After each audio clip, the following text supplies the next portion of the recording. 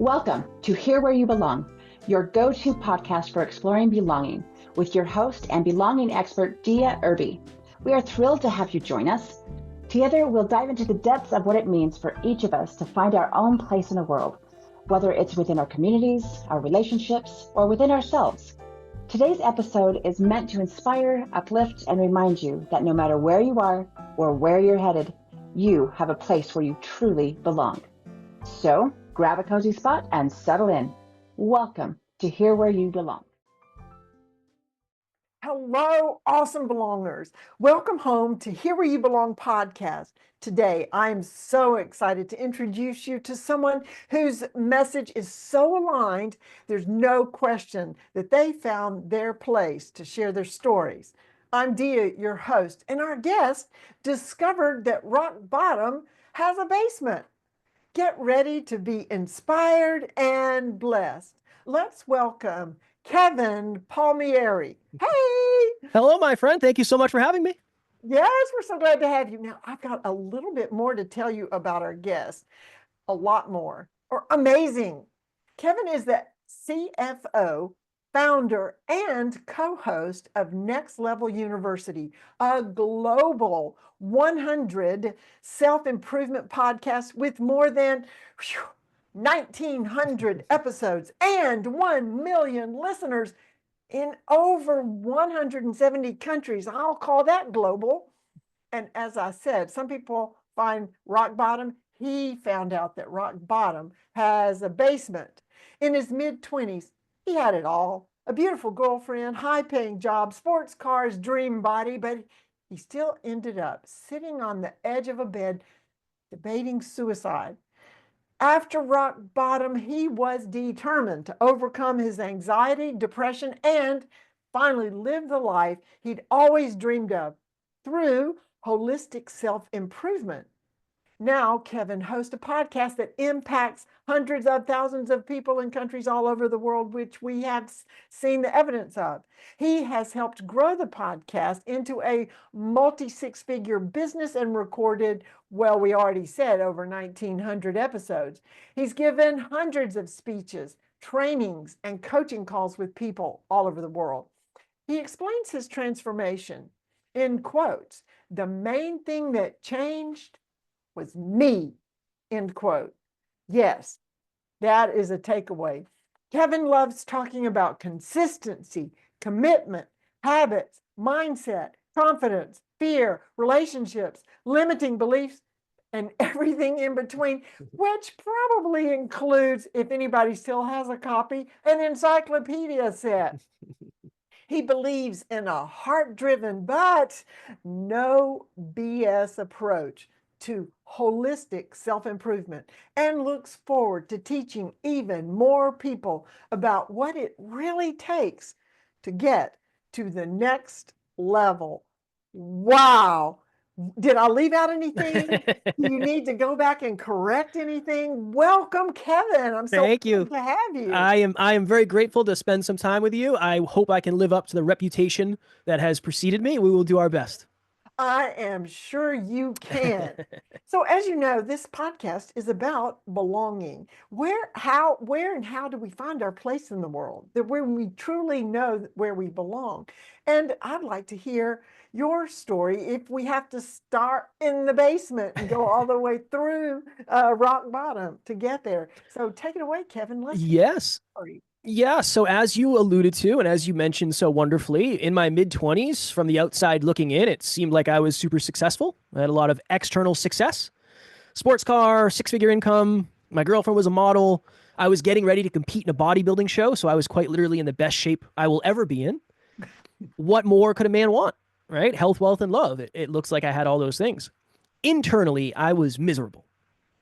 I was depressed. I was anxious. I was self-conscious. I was afraid of my own shadow. I was afraid of failure. I was afraid of everything, honestly. And my initial rock bottom happened when my girlfriend left me.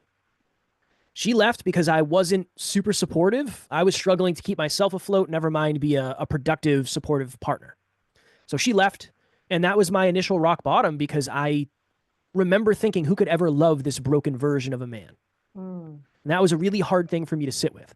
Unfortunately, I fell into a trap. I assumed that if I just went and made a bunch of money, the rest of the problems would just kind of dissolve away. They just kind of float away. So the next year, I spent a lot of time living on the road because my job required a lot of travel. And we got to the end of that year, and I ended up making $100,000 that year at 26 with no college degree. And nothing changed, Dia. I felt the same as I did the year prior, except I had more money in my bank account. And that for me is when my journey of belonging, and at least it was highlighted what belonging meant to me. I was interviewed on a YouTube channel, and this person who you interviewed, Alan, he interviewed me about discipline and work ethic and fitness and all this stuff. And at the end of this interview, which was like an hour and a half long, I said, that felt like it was 10 minutes. Imagine if you could do that for a living. Like if that was my job, I would be the most fulfilled person in the world. And a few weeks later, I started a podcast. And that is really when I started to feel like I belonged, because I was having deep conversations, much like you and I are having, about deep things that really, really mattered to me. Unfortunately, as you know, in the beginning, there's not a line out the door of people offering you money for your great podcast idea. So I continued to go to this job that I really started to hate. And I was homesick, and I was still depressed, and I was still anxious. But now it felt like I was living in between two worlds, because I had this podcast that I love, and I had this career that I absolutely hated, but I needed to do. So eventually I started calling out of work, and then I started leaving work early and showing up late. And it got to the point that you alluded to, where I woke up in a hotel room 6 hours from where I lived. We were traveling for work that week. My alarm clock went off at 5:15 or 5:30. I sat up. I slid to the edge of the bed, as I had done 1,000 times before. But that morning it was different. It was like there was 10 televisions on in my head at the same time, and every single one was on a different station. And one was saying, Kev, you're stuck at this job. You're never going to get any level of success close to this. If you ever left, what would your friends think? If you ever left, what would your family think?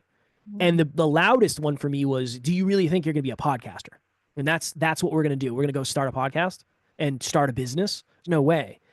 And in that moment, I thought to myself, well, if I was just to take my life, I would take all my problems with me. And that was my rock bottom basement. It doesn't get much lower than that point.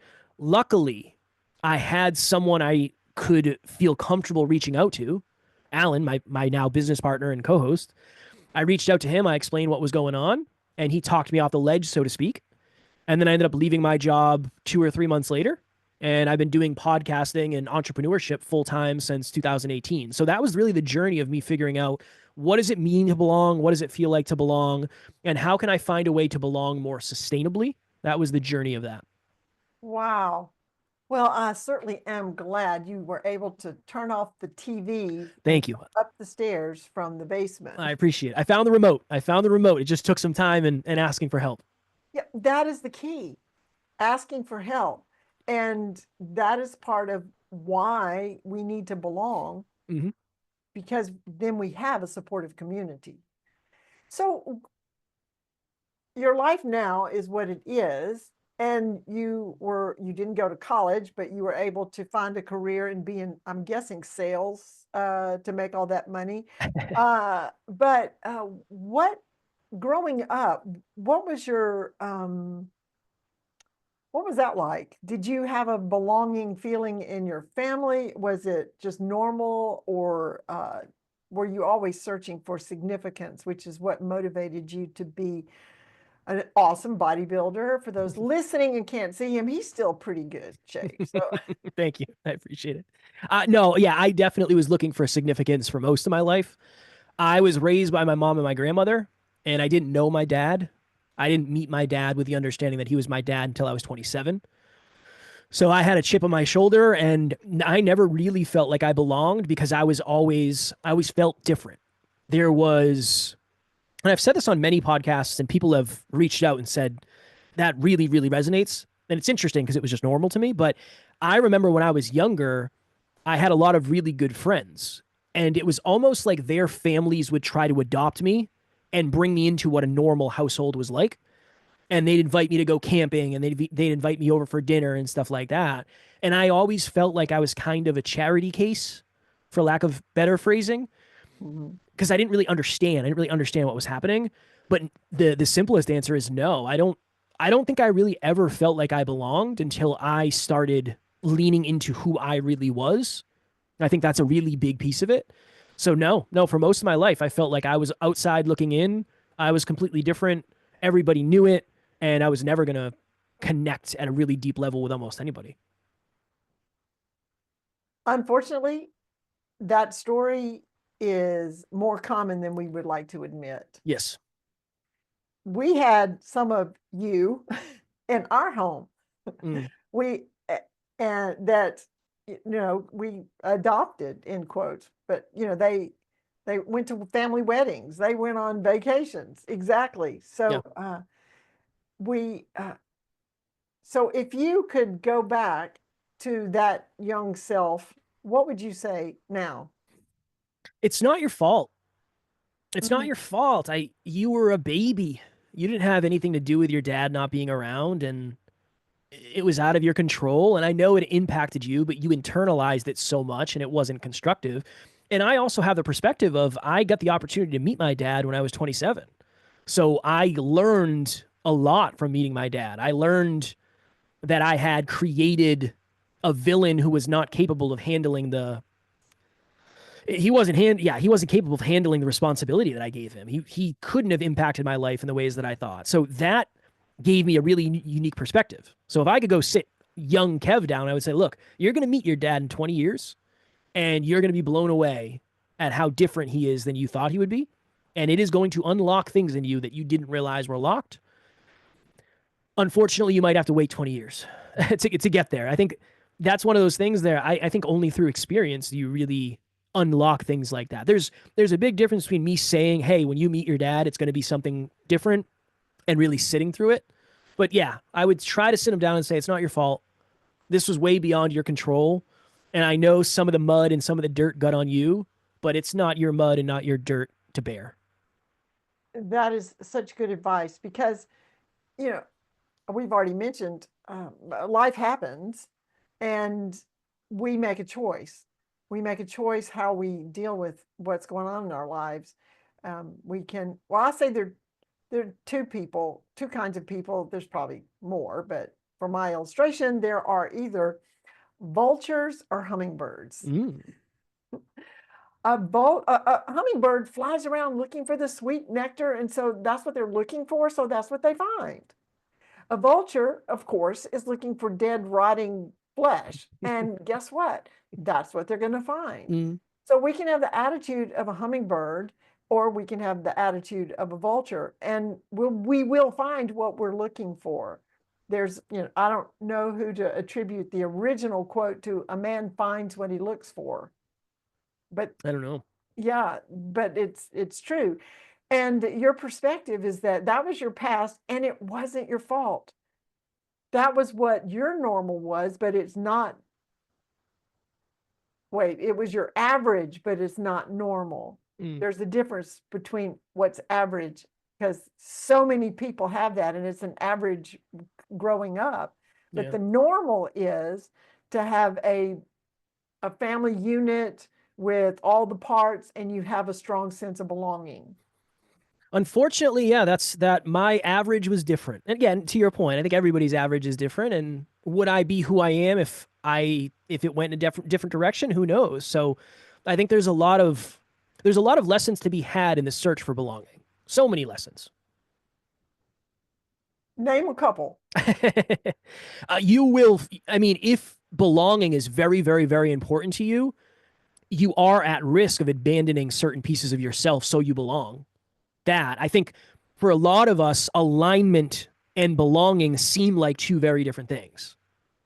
So sometimes we will do things out of alignment to get the need of belonging met, and then we'll regret that. I've done that for sure. I think on the other end, you have to be very, very honest with what the people around you value, because they'll also trade pieces of themselves to get belonging, even though it's not necessarily what they value. So sometimes relationships are kind of sabotaging themselves by pretending you value something you don't. That's a big one. And then honestly, I think that there's the old quote of you'll do far more for somebody else than you'll do for yourself. I think you'll do far more for belonging than you would ever do for yourself personally, because it's such a deep human need that we need to find a way to meet. So I'd say those are 3 big lessons off the top that I've learned over the years. And very good lessons. Why do you think we have street gangs? Why is the kid that was taught right from wrong but ends up joining a gang? It's because they're just looking for belonging, and they'll put aside their standards. What I have found in talking and interviewing so many people is exactly what you said. What you found out, that the change had to be you, that to find true belonging, it starts with belonging to ourselves, being comfortable in our own skin, and that way we can be authentically who we're supposed to be when we're out there wanting to join somewhere or align with someone. Because if you're not being who you really are, who's joining or belonging is somebody besides you. Yeah, 1,000%. I think it's impossible to belong externally if you don't feel like you can belong internally behind the scenes by yourself when you're all alone. That's where it starts. The genuine Yeah. genuine belonging. Absolutely. Oh, this has been fantabulous. We're going to take a quick break right here and be right back with my amazing guest, Kevin Palmieri. Right back.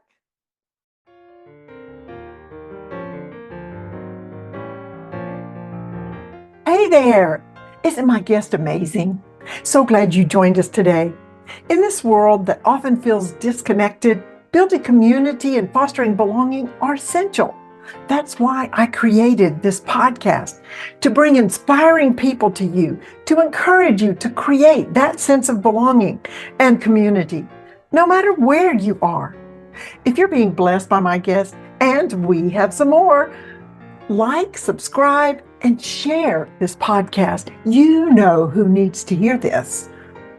Stay connected, stay true to yourself, and always remember, you belong. Now, back to our amazing guest.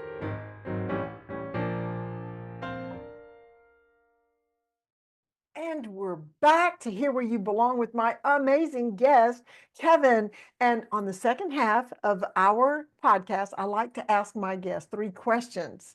And the first question, which is always intriguing, and so will his be, what do you consider is your greatest accomplishment? I would say probably climbing out of the dark and getting through rock bottom, and then getting through the rock bottom basement and getting out of that, and now being able to use the trauma and the lessons and the challenges and the adversity to help other people hopefully avoid a similar adversity. So yeah, I would say that. Well, that is what I mean. That is your story of transformation, of coming out of that, and from that you have created the Next Level University out of that that accomplishment, which in itself is a pretty big deal in 170 countries. But it wouldn't have happened if you hadn't been in the basement of the rock bottom. Why don't you go ahead and tell us a little bit about Next Level University? I appreciate it. Yeah. So it's a podcast that eventually evolved into a business. So it's way more than a podcast at this point, which is weird. But the ultimate thought is, I was somebody who at one point had a lot of money, but my mental health was not in a good place.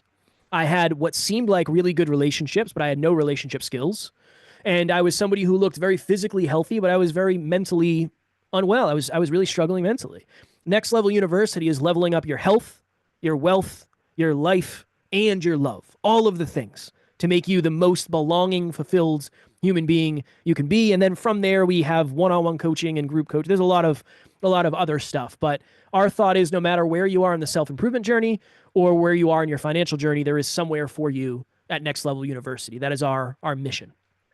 So a person can access all this fabulous content by listening to the podcast, or what else? Yeah, so all of the podcasts are on audio platforms. They're all on YouTube. We have free courses on our website. We have a bunch of free opportunities, Facebook group, live events every month. So yeah, if you listen to the podcast, it'll have all the links you need for that stuff.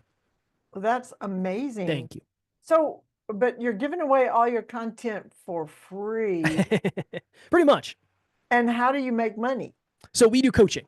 So Okay. Yeah, we do one-on-one coaching and we do group coaching. But for us, it was always, I know that when you get into self-improvement and you're on your journey, oftentimes in the beginning, there is no money to be spent on self-improvement. So our podcast, we do an episode every day. It'll always be free. It'll always be accessible. It'll always be on YouTube. So yeah, that's one of the value adds for us. Do you have a story? You can change the names to protect the guilty. A story about someone who's gone through, besides yourself, of course, yours is a great story, but any stories to tell about some people that they call back in and say, boy, your podcast, blah, blah, blah, and they have a story. My favorite one ever was somebody reached out to me on Snapchat. They were a podcast listener. They found me on Snapchat. We were having conversations, and they said, I'm really scared because I'm going to college and I am so afraid to start conversations with strangers. I don't feel like I belong. I feel like an outsider. I don't feel like I belong. And I said, well, this is what we're going to do. You and I are going to go to the mall and we're going to fear chase. We're going to get outside of our comfort zone and we're going to grow together, and I'm going to help you with this fear. So I went to the mall with this young lady. We went into a store that sold these beanbag chairs. And I said, all I want you to do is go ask them how much the chair cost. And she said, no, it's going to be weird. They're going to judge me. I said, they're not going to judge you. Nobody's in this store. I don't know who's buying these things. Let's just go have a conversation. It's going to be fine, I promise. So she went and had a conversation with a person at the front desk, and it went really well. We went to another store, same thing. Went to another store, same thing.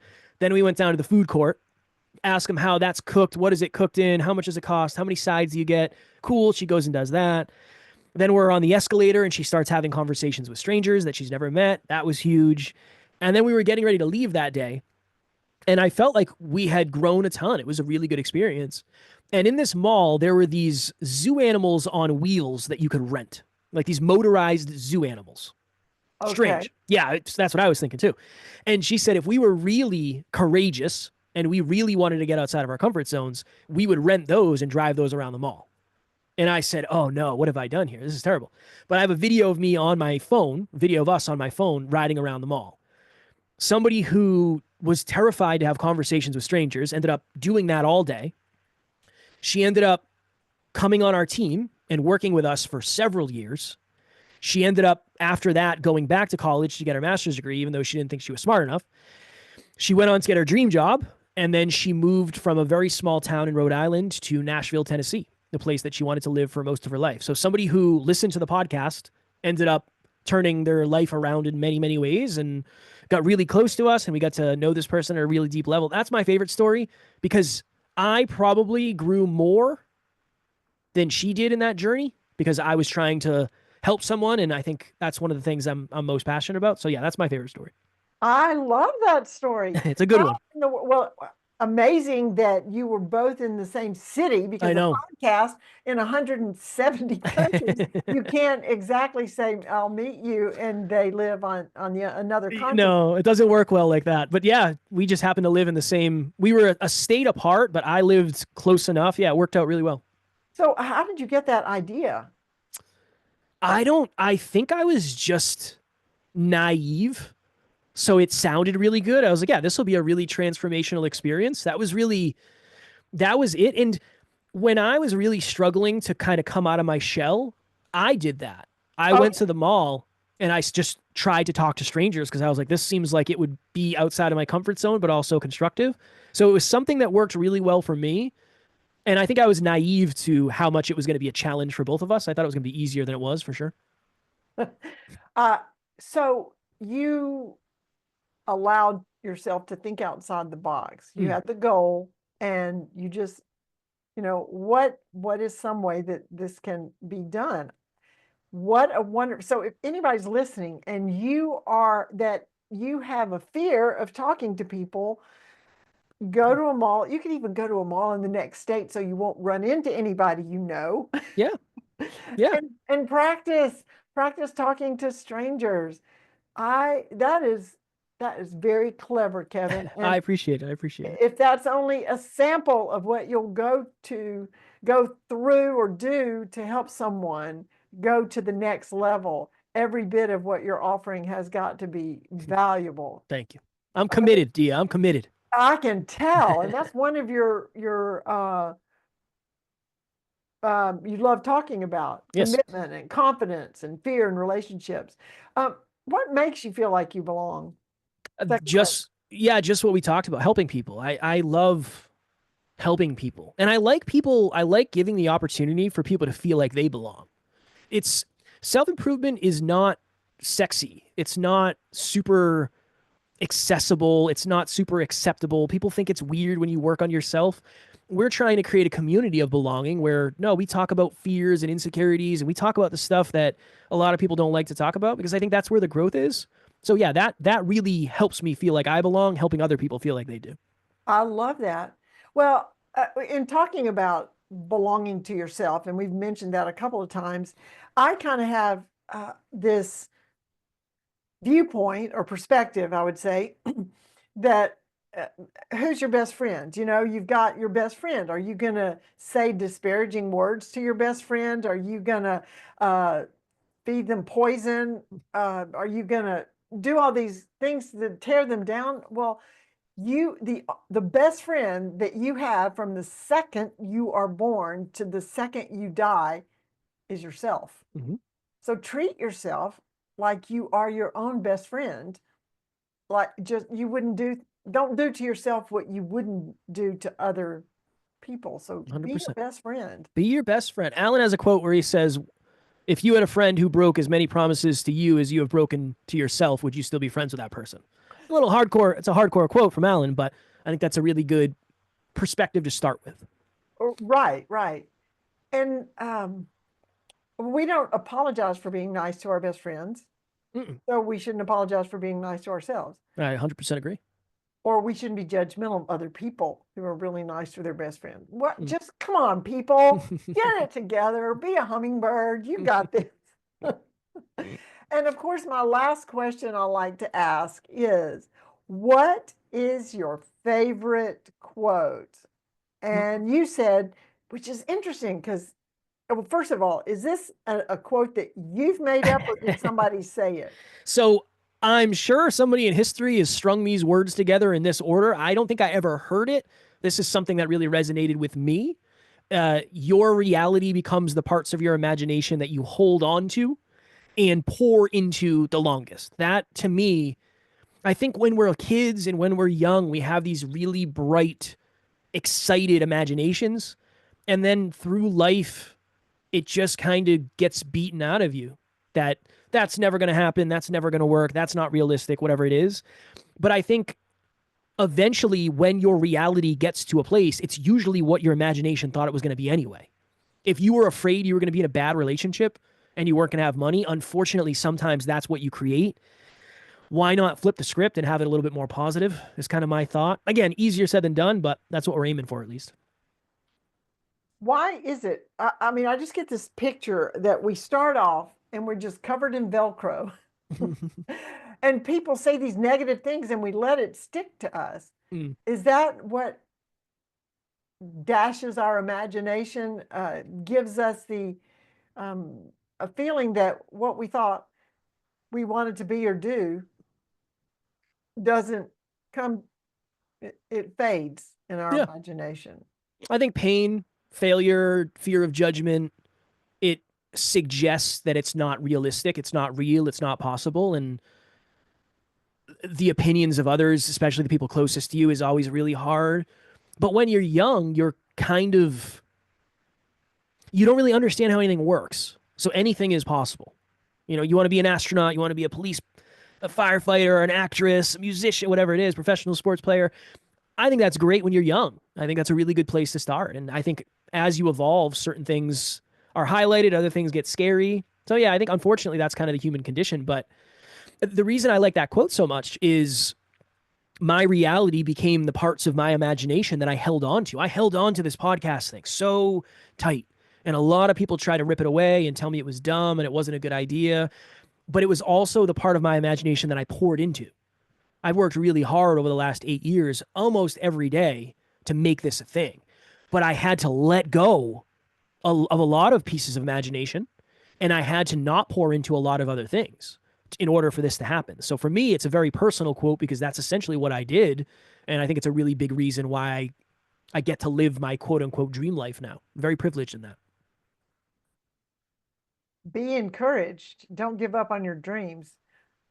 Did you imagine, of course, when you were young, did they have podcasts? Not when I was that young. No. What did you think you were going to be when you grew up, when you were, say, 5 or 6? I wanted to be a policeman, and I wanted to be a firefighter, and then I wanted to be a stuntman, and then I wanted to be a professional wrestler. And then in high school, I started to train professionally to fight mixed martial arts. That's what I thought I wanted to do. So those are like, I would say the mixed martial arts thing is the thing that I did that I actually made some progress in. But outside of that, I really had no idea even until I found the podcast. I didn't really know what I wanted to do. Well, there's got to be a correlation there, because the firefighter and the policeman, all those are roles of a person that helps other people. Yeah. And the mixed martial arts, you're fighting against, it's a battle, and you have to train. And there's so much that we battle in life that we can win the battle. It reminds me, one of my sons ran into the kitchen when he was like 4, and he goes, I know what I want to be when I grow up. And I'm like, okay. And he goes, I want to be a scientist, or an elephant trainer, or a garbage collector. Like, okay, well, let's see. Yeah. The other day, I was reminding him of that, and he goes, Mom, that's what I have become. I'm a scientist, because a scientist is an inventor, and I invent original music. I wanted to be an elephant trainer, to be on stage in the spotlight. I've performed on the stage all over the world under a spotlight. And a garbage man does what? He repurposes trash. He collects trash and repurposes it. And that's what I do with people's lives. So, it's like that seed, that dream, that imagination that's planted in us when we are young. It may not look like the same uniform, but you're fighting battles for people and helping them fight battles and become their best selves, belong to themselves. Wow. Well, this has been fabulous, Kevin. I am so glad to have had you on here. Thank you. But before we close, do you have any final words or summations or parting words, or the floor is yours? I would say the thing that most of us aspire to at the deepest level is just to be ourselves. And being ourselves is also one of the more challenging things, but it is deeply worth it. Because I think when you start to understand yourself and you start to get to know yourself, and then you really start to become yourself, I think that's where all the belonging comes in. So yeah, it's scary to be you, to be authentically you, to be the most you, but I think it's also the most worth it. And that's a challenge that we all have the opportunity to face a little bit more, I would say. So good. And we can find you at Next Level University. Yes. Next Level University, nextleveluniverse.com, all of that happy jazz. The website has all the stuff that we do. I know there's a lot and it can be overwhelming. It's a good hub to look at. Right. And just put your name in the search, and they'll probably, because I don't. Yes. Stuff will come up. I don't know too many Kevin Palmieri. I think there's a couple, but I don't know if any of them have podcasts. So if you search my name, most likely you'll find us. Yes. Well, to our amazing guest, Kevin Palmieri, thank you. And to our listeners, belongers, stay connected, stay true to yourself, and always remember, you belong. This is Dia Irby, your host of Here Where You Belong, signing off. Bye now.